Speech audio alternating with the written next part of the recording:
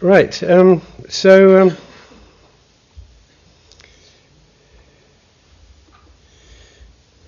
see. Okay.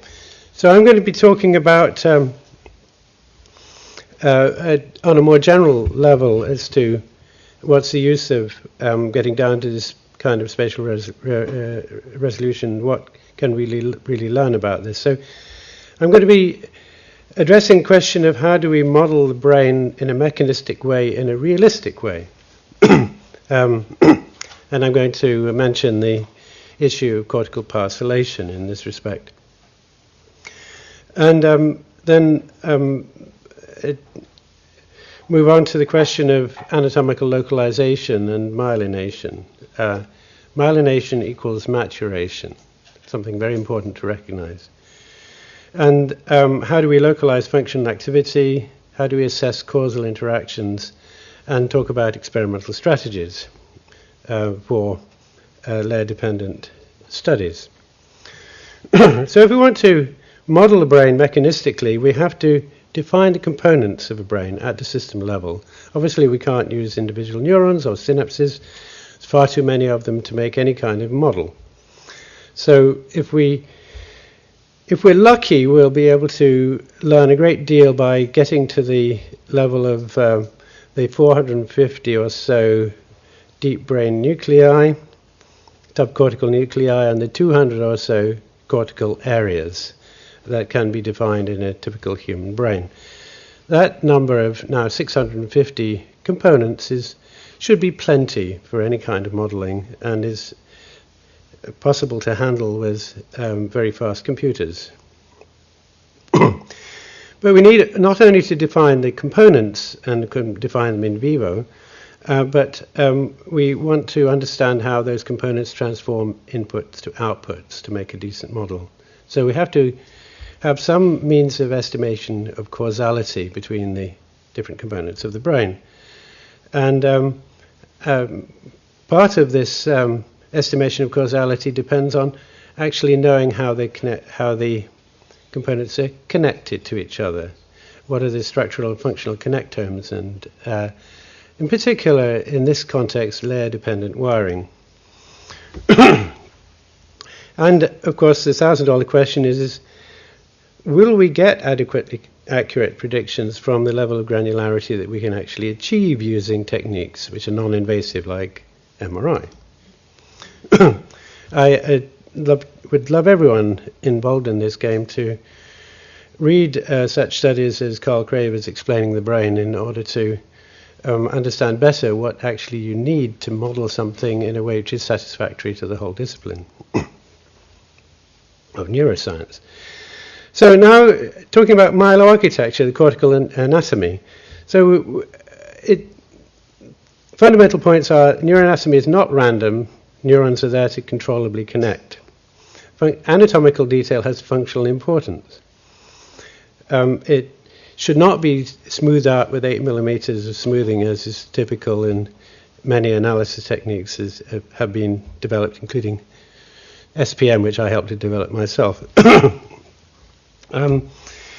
We should be far more concerned about understanding microcircuits which are within cortical areas and macrocircuits between cortical areas, and recognize that neural activity drives myelination in a bootstrapping process. So understanding cortical anatomy is a matter of understanding how it gets there. Axons within a given cortical area appear to be myelinated in the same time frame. U fiber fascicles appear to be myelinated together. I'll comment a bit more about this later. Myelination is a crucial marker of a neuron's functional maturity. It's not usually reversed. And myeloarchitecture is accessible in vivo by MRI, which provides a key to comparing brains across individuals, and its distribution may classify important cortical microcircuits. So the question is whether its distribution can inform causal models based on layer-dependent fMRI. So here's a nice myelin-stained section from my lab in Leipzig, showing the radial fibers projecting out from the white matter. You can see them clearly here because the slices in the plane of the fibers. And the horizontal fibers, the bands of Baillet, which run parallel to the cortical surface, but typically random in their orientation within that plane. And you can see very easily here a nice boundary between two cortical areas where the myeloarchitecture abruptly changes within a distance which is much smaller than the thickness of the cortex. And this is common across the brain. This is just expanded so you can see these bands of Baillet and the radial fibers and of course the heavily myelinated layer right at the cortical surface, about which there's only about 3 papers ever been published, which is mysterious and exciting because of a huge opportunity. But going back years now, people have been able to observe this layer structure. For instance, this stria genari here in this study of congenitally blind subjects who happen to have a stria genari. You can see layer structure in other areas such as V5 out here. This goes back to 2011 in our 7 Tesla scanner in Leipzig.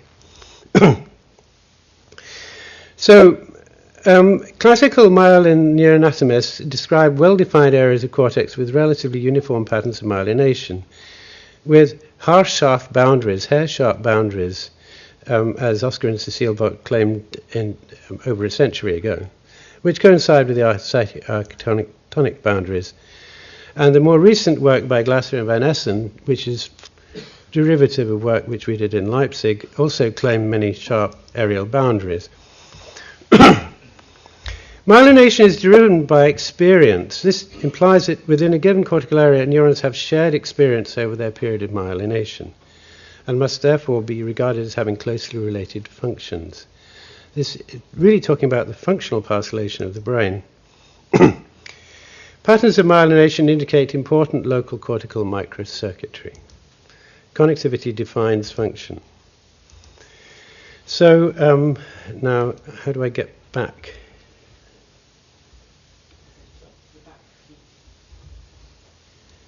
I'm using the cursor. Sorry? Previous. Right mouse click and then previous. Second one. Nothing happened. Oh, there. Oh, down there. All right.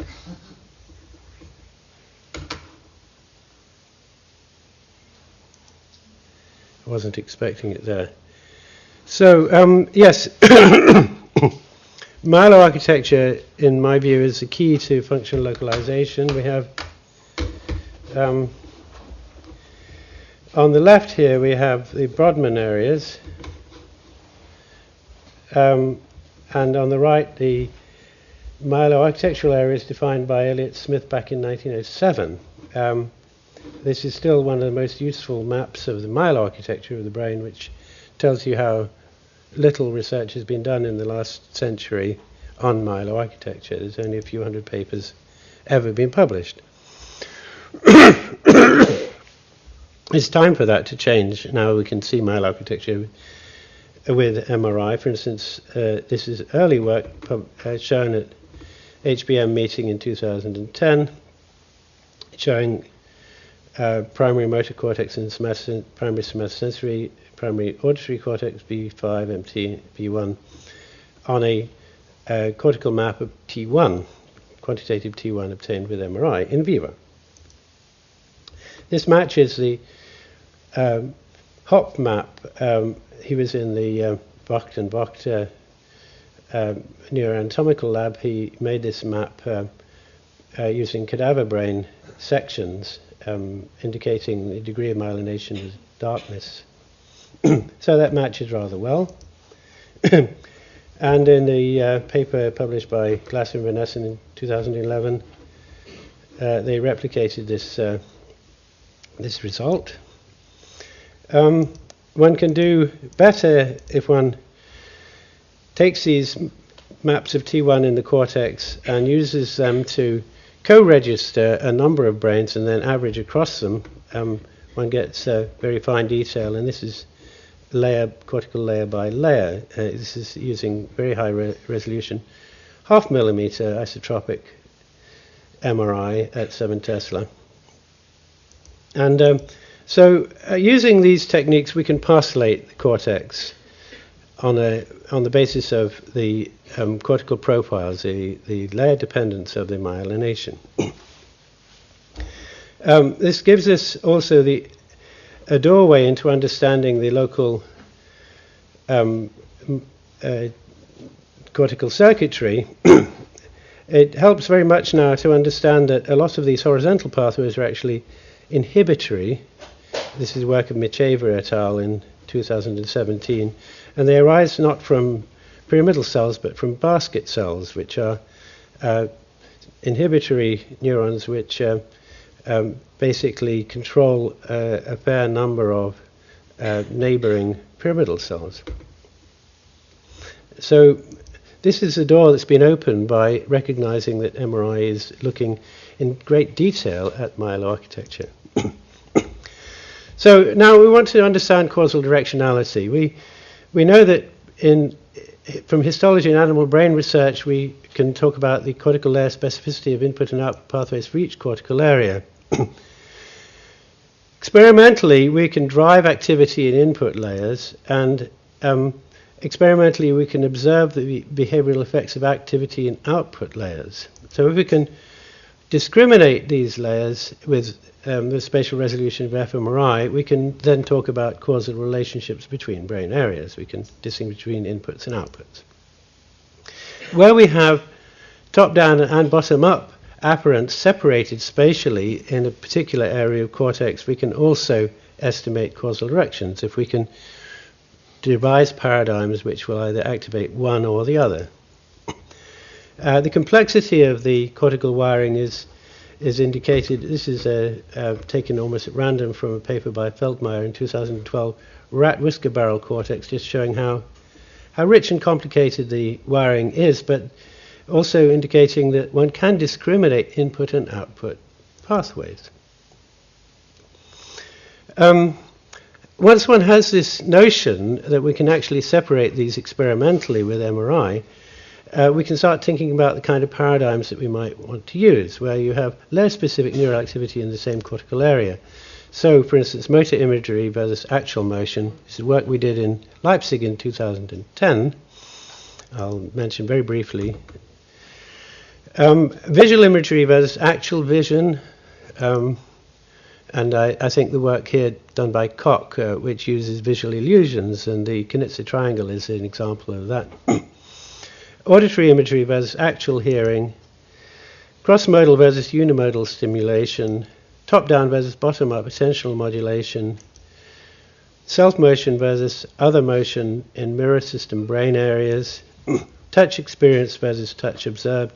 All of these offer opportunities of discriminating input and output layers in different areas of the cortex. I'm just going to mention very briefly work that, as I I did with Robert Trampel and Andreas Schäfer in Leipzig in 2010, which was a pioneering study. It didn't get published at the time, unfortunately.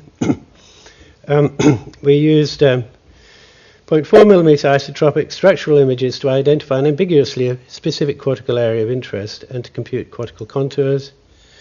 Use very high resolution fMRI. Use a task paradigm in which different conditions each involve the same cortical area but with differing input and output characteristics. Average the bold contrast across subjects from the corresponding cortical area and layer contour by contour to get better contrast to noise. So what we did, and this was presented at the Society of Neuroscience meeting in 2011, high resolution functional mapping in primary motor cortex and primary somatosensory cortex in humans at 7T. And it was published eventually in the Philosophical Transactions of the Royal Society in 2016. Here's another myelin-stained section from Leipzig. This is primary motor cortex on the left here, primary somatosensory cortex on the right. You can see how thick the primary motor cortex is and how full of myelin it is. and look at these lovely bundles of myelinated fibers going down almost to layer 2. And nobody has ever been able to tell me why they're there. And a contrasting myeloarchitecture in somatosensory cortex. So when we come to look at, this is now a T1 weighted image, not a T1 image, you can actually identify primary motor cortex very easily because it's heavily myelinated. You then do finger tapping or finger moving or motor imagery versus rest, and you can see primary motor cortex lighting up in each of these tasks. This is with a 0.75 millimeter isotropic resolution,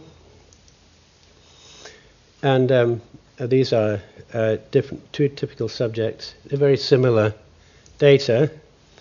This is the activity for the motor imagery task. Very unambiguously, primary motor cortex is involved, and there's a very recent paper showing that there's good reason anatomically for that. There are two types of pyramidal cells in motor cortex, and some of them are to do with preparation of motor movement. So what we did was to layer the cortex into 4 layers. The third layer down is mostly primary, the layer 5, which has the giant BET cells in it, is the output layer of motor cortex. And then we looked at the time course in each layer, and we found that in the finger tapping and finger moving conditions, we have a good separation of the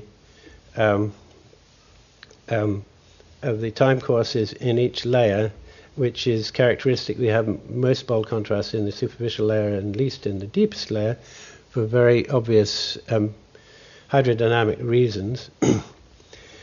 But in the imagining condition, we have the middle and deep layers are much closer together in their amplitude. The error bars in these curves are tiny, by the way, because we've averaged over so many points.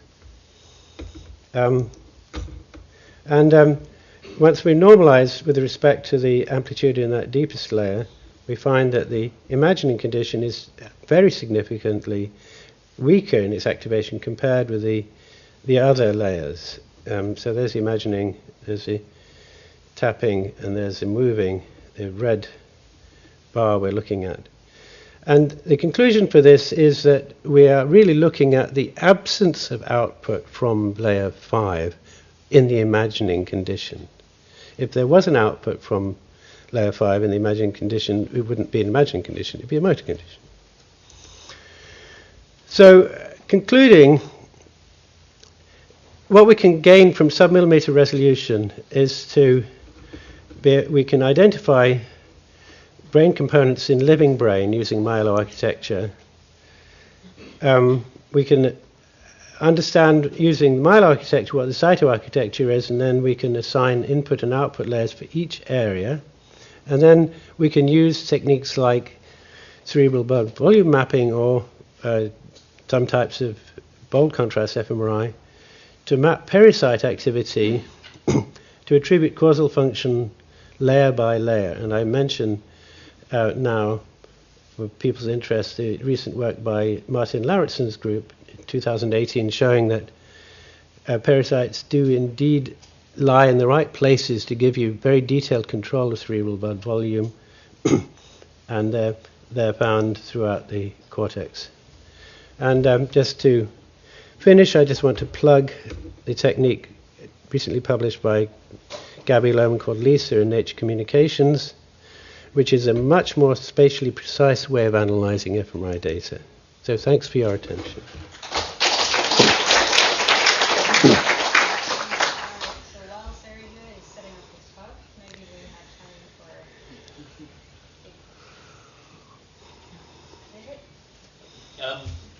Yeah, you kind of elevate the mile into a very high place in telling something about function, but I kind of think of it as being like having a GPU in the area, right? In the sense that the highly myelinated regions are the most primitive ones in many ways, primary motor, primary visual, and actually the real challenging areas for cognitive neuroscience are the higher order regions, which tend not to have a very strong myelinization and are more challenging to look at. Would you care to comment? Well, it's surprising how much you reveal once you start doing some proper time averaging, because there is Myeloarchitecture everywhere. And going back to the work of Elliot Smith, he used cadaver brain. He didn't even have a powerful microscope. He was 1997.